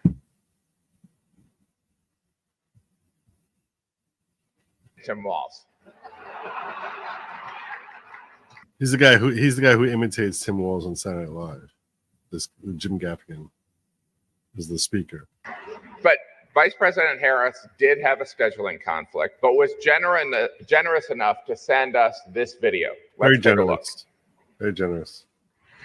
Your Eminence and distinguished guests, the Al Smith dinner provides a rare opportunity to set aside partisanship. Oh, sorry. Hey, what's going on? Who was that? Oh, sorry, Mary Catherine Elliott. Mary Catherine, it's so nice to meet you. Very nice to meet you, Mary Catherine. Right now I'm trying to record my speech for tonight's dinner. Oh, yeah, I know. I just want to say that I'm Catholic, and tonight is one of the biggest dinners next to the Last Supper. It is a very important dinner, and it's an important tradition that I'm so proud to be a part of. Sometimes when I get nervous, I stick my fingers under my arms and I simmer them like that. But that's gross. So tell me something. I'm giving a speech. Do you have some thoughts about what I might say tonight? My feelings about what you should say tonight would be best expressed in a monologue from one of my favorite made-for-TV series. Okay, let's hear it. Don't you see, man? We need a woman to represent us. This is This is wow. A woman brings more heart, more compassion. And think how smart she must be to become a top contender in a field dominated by men. It's time No, that's not what that means at all. That's not it. So we actually hear her speak. for a woman, bro. And with this woman, we can fly. What series was that from? Oh, that's from House of Dragons, now streaming on HBO Max. Is there anything that you think that maybe I shouldn't bring up tonight? Well, don't lie. Thou shalt not bear false witness to thy neighbor. Indeed, especially thy neighbor's election results. Just so you know, there will be a fact checker there tonight. Oh, that's great. Who? Jesus. And maybe don't say anything negative about Catholics. I would never do that, no matter where I was. That would be like... Oh, no, never, never, never. criticizing Detroit in Detroit. Does it bother you that that Trump guy insults you all the time? Because it really bothers my Oh, she never insults him. No, never. friends and me. Oh, Mary Catherine, it's very important to always remember you should never let anyone tell you who you are. You tell them who you are. Haters gonna hate, hate, hate. Shake it off. Shake it off. Shake it off. Shake it off. Good for you, Mary Catherine. Oh, yeah, okay. And also remember one more thing. Don't worry if you make a mistake, 'cause Catholic people are very forgiving. Yeah. And also, one last thing I want to tell you, don't forget to say superstar. Thank you, Mary Catherine. Thank you, Kamala. Thank you. Your Eminence and distinguished guests, the Al Smith Dinner provides a rare opportunity to set aside partisanship and come together to do some good by supporting the tremendous charitable work of the Catholic Church. The Church cares for the sick and feeds the hungry, supports families with housing and education, and in times of disaster provides not only essential supplies, but also, and so importantly, a sense of hope. The Gospel of Luke tells us that faith has the power to shine a light on those living in darkness and to guide our feet in the path of peace. In the spirit of tonight's dinner, let us recommit to reaching across divides to seek understanding and common ground. And in honor of the great Al Smith, let us fight to build a better future with faith in God, our country, and in each other. Thank you. May God bless you, and may God bless the United States of America.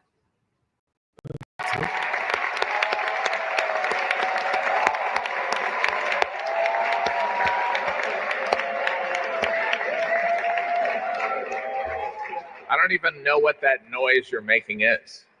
Something like, I don't know. As I watched that, I couldn't help but think of, now I know how my kids felt when I FaceTimed into a piano recital they were at. Oh. Anyway. That only makes sense if you travel a lot. By the way, now it's time for the main event. All right. So that was right before he spoke. All right. I wanted to check out. From what I see, a lot of people are feeling as if Kamala did not do well in this interview. As if she was kind of a fail in this interview. This one here is an hour. That's really long.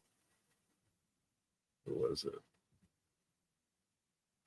But I've been trying to catch up on things that have been happening around the world over the last 3 days, because as I mentioned, I didn't watch any TV over the last 3 days. And I found this clip from Vince Dow. I don't really know who he is, other than the fact that he seems to be pretty strongly anti-Kamala. And yeah, this face just says it all. This face just says it all. TYT is not happy. TYT is not happy. Our only hope is that Trump just gives up, because this is hopeless. See, they don't understand modern day politics. Now, I just want to say this. I was tagged that Cenk Uygur here was offering to debate conservatives, who he said you have to have a YouTube channel of a relatively decent size, which I think I qualify under that, and not be a Yahtzee, which I think I qualify as that too, as not being some crazy racist. So I am going to throw my hat in the ring. He said, send him an invite. I'm going to throw my hat in the ring. I'll send him an email.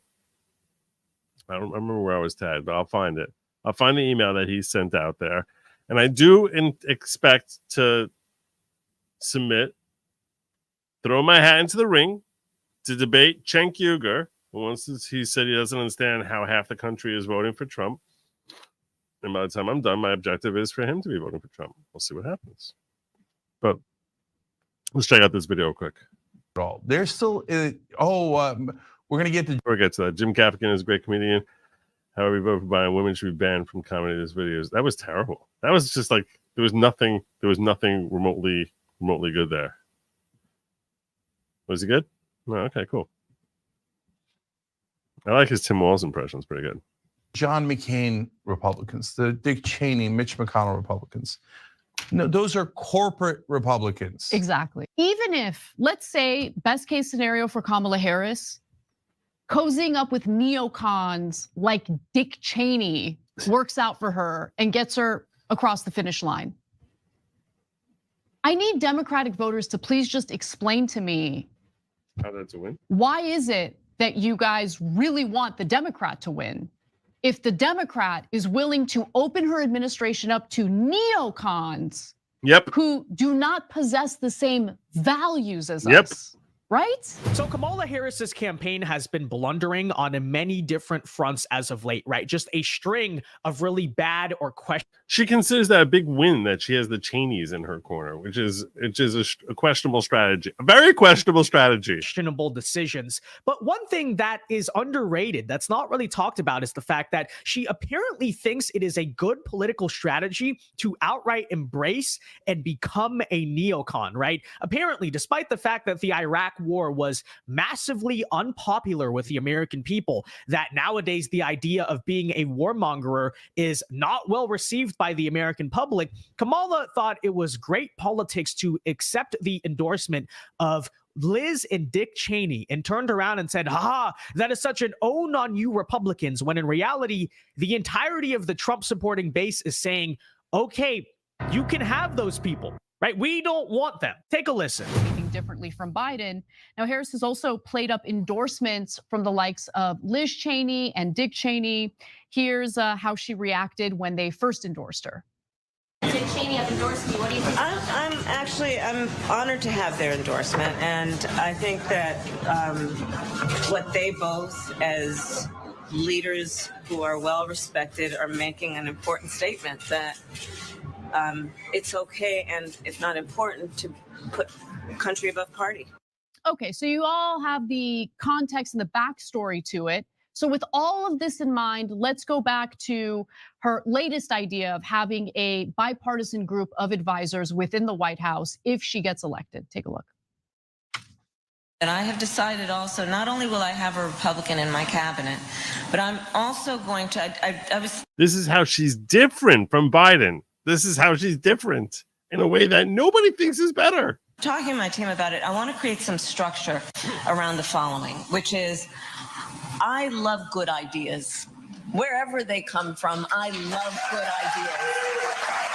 Folks, if you enjoy the content, please do us a big favor. Be sure to hit that like button down below and subscribe to the channel if you are new. Trust me, your subscriptions go a long way in ensuring we can keep bringing you these videos. They're the best way to support. And by the way, most of all, it's totally free and helps you stay up to date with all of the breaking news in this election season. So it's a win-win. All you got to do, hit that red button down below.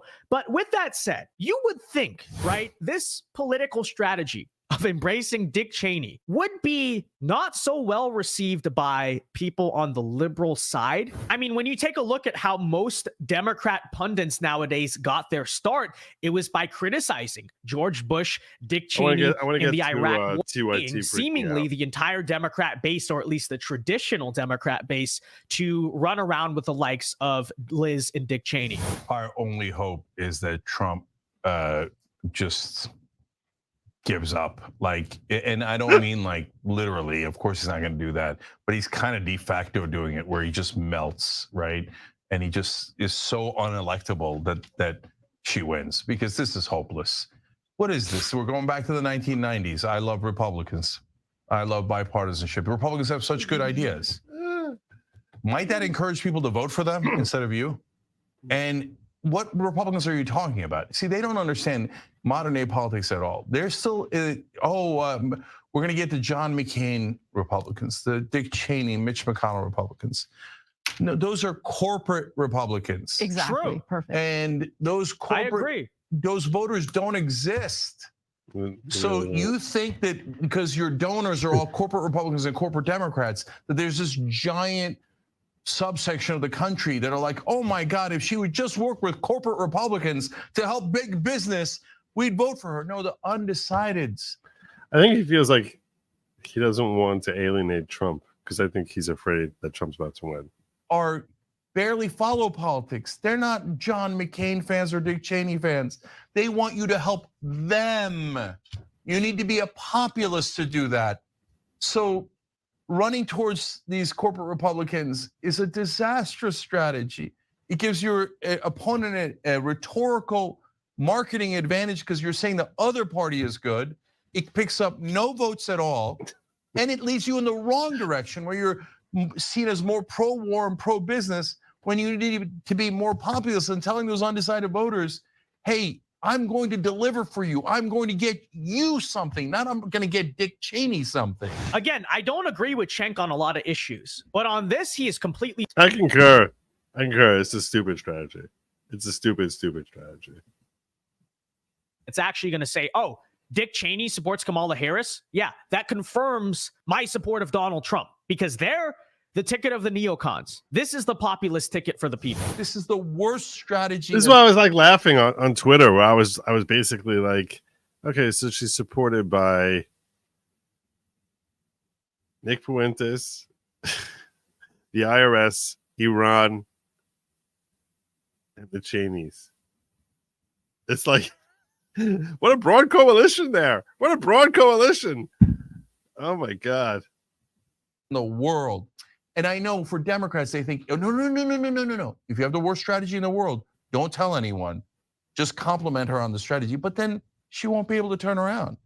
And it's not like she hasn't turned around. She turned around earlier in this campaign. She's turning around every 10 minutes. She was doing a brilliant job in the beginning on populist economic messaging. She's turning around more often than a blind woman in a horror film. I mean, come on. She's always turning around. She's always turning around. It's like, let me try this. Let me try that. Let me try this. I don't even know. Where am I going? The problem, she keeps turning around. And she turned around to this terrible message. I'm hoping she'll turn around again and go to a correct strategy in the last 3 weeks. But you can't get us through their consultant heads. All those stupid Democratic consultants destroying this party in this country. You can, let's see if Anna has anything. Now, all right, I'm just going to hold back and just move on to The View, because they disagree with you, Cenk. They think that Kamala Harris has been running a perfect campaign. Oh, they're so stupid. So let's start with Sunny Hoskins. Again, for once, Cenk, you and I agree on something, okay? Of course, embracing Dick Cheney. He's not going to work for the Democrats, of course. Based to Cenk Uyghur, we totally agree. That's funny. That's pretty funny. All right. You want to check out the rest of his video? I'll add a link. To Vince Dow. I don't want to steal his video entirely. So I'm going to add a link here. Let me do that real quick. Let me add a link. The Vince Dow bid. If while you're here, you can hit like and subscribe, I would be obliged. That would be kind of you. That's courtesy. It's courtesy that I would certainly appreciate. There's been style. Here we go. Let's put him in here.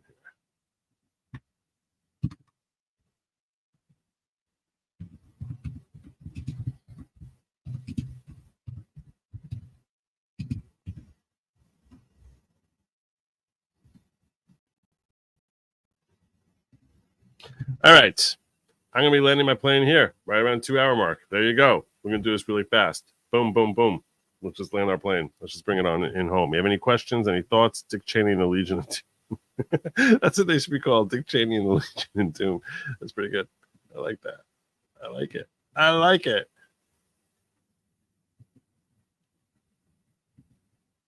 All right. Make sure I missed anything here. I think I'm good. I think I got everything I needed. Yeah. All right. The last one I had here. See, Johnny Reb on the spot here.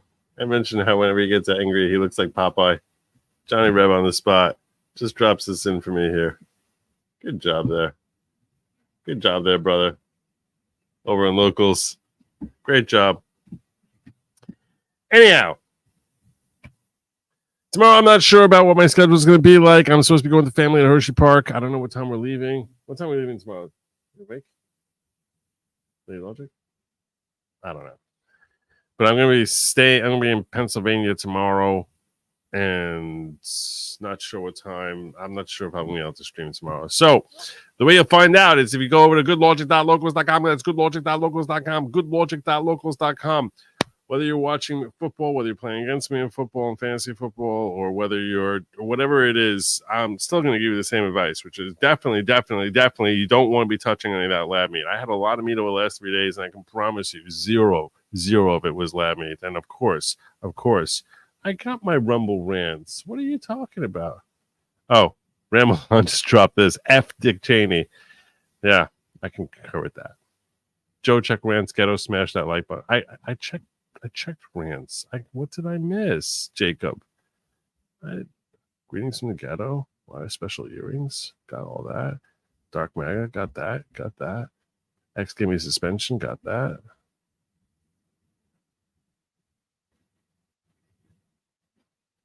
I did miss Denise Ann saying, "Who is we, Kamala?" Last I checked, only one person runs president party. She's such a liar. I miss Sleepy Joe. At least he was comical. I hope you had a nice holiday, Joe. Thank you, Denise. That's very... And Johnny Reb said, I mused that the first time, and I will do that as vice president. I thought you were running for president. Which? All right. Those two I missed. I appreciate you guys calling that to my attention. Thank you so much. All I got left now is to tell you, don't eat the bugs. Don't eat the bugs. Don't even think about it. That's my show. I'm sticking to it. I'll see you all probably not tomorrow, but Monday night is what we're looking at. Monday night. But you'll find that out on goodlogic.locals.com. Goodlogic.locals.com. While you're here, please like, subscribe, do all that other stuff. I'll see you then. Take care. Have a great night. And as always, Godspeed.